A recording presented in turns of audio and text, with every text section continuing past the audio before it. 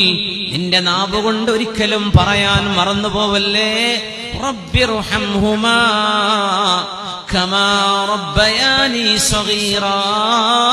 അല്ലാഹുവേ, കൊച്ചുനാളിൽ ഞാനൊരു കൊച്ചുകുട്ടിയായിരുന്ന കാലത്ത് എന്നോട് കാണിച്ച സ്നേഹത്തിന് പകരം, എനിക്ക് തന്ന കാരുണ്യത്തിന് പകരം എന്റെ ഉമ്മാക്കും ഉപ്പാക്കും ജീവിച്ചിരിക്കുമ്പോഴും മരിച്ചു കിടക്കുമ്പോഴും കാരുണ്യം കൊടുക്കണമേ.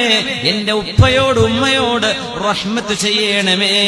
ഇങ്ങനെ പ്രാർത്ഥിക്കാൻ പറയുന്നു അല്ലാഹു ജല്ല ജലാലു. സൂറത്തുൽ ഇസ്രായിലാണ് പറയുന്നത്.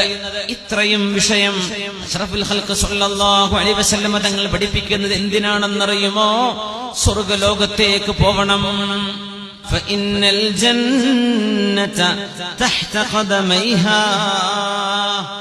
മാരും ഉപ്പമാരും ഉണ്ടാകുന്നത് എത്ര വലിയ സൗഭാഗ്യമാണ്. നമ്മുടെ മാതാപിതാക്കളിൽ ജീവിച്ചിരിക്കുന്നവർക്ക് അല്ലാഹു ആയുസ്സും ആരോഗ്യവും ആഫിയത്തും തഖ്വയും വർദ്ധിപ്പിച്ചു കൊടുക്കട്ടെ.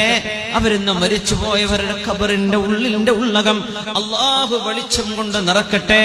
അവർക്ക് സ്വർഗ്ഗത്തിന്റെ വാതിൽ അല്ലാഹു തുറന്നു കൊടുക്കട്ടെ. ആമീൻ യാ റബ്ബൽ ആലമീൻ.